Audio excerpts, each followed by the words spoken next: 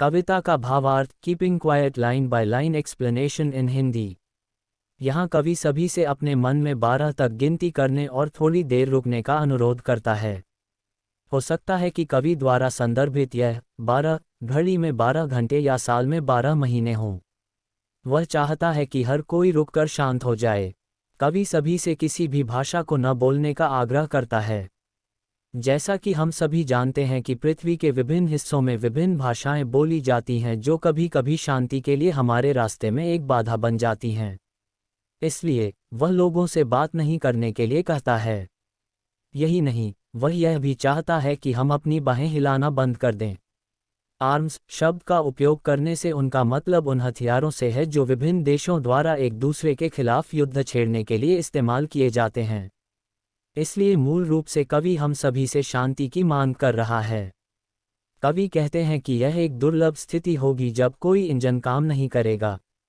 यहाँ वह रहना चाहता है कि अगर सब कुछ ठहरा हुआ है तो यह बहुत अलग पल होगा।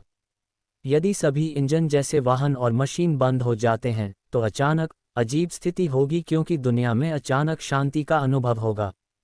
लोग एक के बाद एक भौतिक चीज़ों को हासिल करने की जल्दबाजी में नहीं होंगे। आगे कवि कहता है कि मछुआरे भी रुकेंगे और समुद्र में व्हेल को नुकसान नहीं पहुंचाएंगे। इसका मतलब यह है कि कवि सभी से जानवरों को नुकसान न पहुंचाने का आग्रह कर रहा है। यहाँ वह व्हेल का उदाहरण देता है जो भोजन या व्यापार के उद्देश्य से शिकार हो रहे हैं। वह यह भी चाहता है कि लोग शांत हो जाएं ताकि वे रुक सकें और देख सकें कि उन्होंने क्या हासिल किया है या खो दिया है। इसके लिए वह उस आदमी का उदाहरण देता है जो नमक इकट्ठा करता है जिसके हाथ में चोट लगी है। यहाँ वह चाहता है कि हर कोई अपनी उपलब्धियों को देखने और महसूस करने के लिए थोड़ी देर के लिए रुक जाए और इस तरह की भौतिकवादी चीज़ों को प्राप्त करने के लिए कितना कुछ खो दिया है। कवि सभी को उन गतिविधियों को रोकने के लिए कहता है जो पर्यावरण को नुकसान पहुंचा रहे हैं। आज सभी मनुष्य अपनी गतिविधियों जैसे खनन, वनों की कटाई, रासायनिक कचरे को नदियों में जाने आदि से पर्यावरण को नुकसान पहुंचाकर पैसा कमा रहे हैं। कवि हमसे ऐसा नहीं करने के लिए कहते हैं। वह लोगों से अनुरोध करता है कि वे युद्धों में शामिल न हों, क्योंकि ऐसी जीत हासिल करने का कोई लाभ नहीं है जिसमें कोई भी जीवित नहीं बचा है। वह ऐसा इसलिए कहता है क्योंकि युद्धों और पर्यावरणीय क्षति से पृथ्वी पर कोई जीवन नहीं होगा, बल्कि वह चाहता है कि लोग जीवन और मानव जाति के प्रति एक नया दृष्टिकोण अपनाएं। वह कहता है कि आपको अपने दुश्मनों का भाइयों की तरह व्यवहार करना चाहिए और दुनिया में शांति और सद्भाव को बढ़ावा देना चाहिए। अब कवि अपने पाठकों को स्पष्ट करना चाहता है कि जब वह उन्हें कुछ भी कहने या करने से रोकने के लिए कहता है तो वह नहीं चाहता कि कोई भी व्यक्ति एक सक्रिय व्यक्ति बन जाए। गैर सक्रिय एक ऐसा व्यक्ति है जो बेकार रहता है और कुछ भी नहीं करता है। यहाँ उसका सीधा सा मतलब है कि हमें अपने कर्मों के परिणामों को रोकना और देखना चाहिए। कवि धन और प्रदेशों के विस्तार के लालच के कारण लोगों को मारते हुए नहीं देखना चाहता।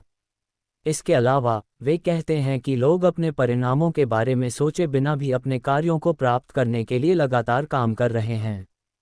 वे मौत से डरते हैं और इसलिए अपनी मौत से पहले ज़्यादातर चीज़ें हासिल करना चाहते हैं।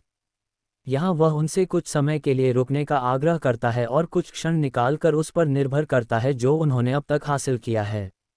यहाँ हर कोई एक ऐसा जीवन जी रहा है जिसमें वह एक के बाद एक विभिन्न चीज़ें हासिल करना चाहता है। लेकिन अब कवि कहता है कि यह रुकने और देखने का समय है कि क्या हासिल किया गया है और इसका आनंद लिया जाना चाहिए। यह हमें उन दुखों को छोड़ने में मदद करेगा जो हमारे जीवन में इतने प्रमुख हो गए हैं। हमने जो हासिल किया है उसका आनंद नहीं लेने का डैक और जो हासिल करने की सूची में है उसे हासिल करने का लालच भी हमें छोड़ना होगा। अब कवि मानव को सुझाव देता है कि हमें पृथ्वी से सबक सीखना चाहिए। सर्दियों के दौरान सब कुछ जम जाता है और बेजान हो जाता है, लेकिन जब मौसम बदलता है और वसंत के मौसम की शुरुआत होती है तो प्रकृति में मौजूद हर चीज़ जैसे कि पेड़, पक्षी, नदी आदि को जीवन मिलता है। अतः यहाँ कवि प्रकृति का उदाहरण देकर यह कहना चाहता है कि सभी मनुष्यों को अपने कर्मों को रोकने का प्रयास करना चाहिए। वे शांति के साथ अपने जीवन को बेहतर बनाने की कोशिश कर सकते हैं। अंत में वह यह कहकर समाप्त हो गया कि अब वह 12 तक गिनती करेगा ताकि हम सभी शांत हो सकें। यहाँ शांत का अर्थ है अपने आप को शांत करना और शांति और सद्भाव के मार्ग की ओर बढ़ना। यह कहने के बाद वह कहता है, अब मैं जाऊंगा। उनका कहना है कि जैसे ही उन्होंने अपना संदेश लोगों तक पहुंचाया है और चाहते हैं कि उन्हें इस बारे में सोचने और शांति की दिशा में काम करने के लिए अकेला छोड़ दिया जाए।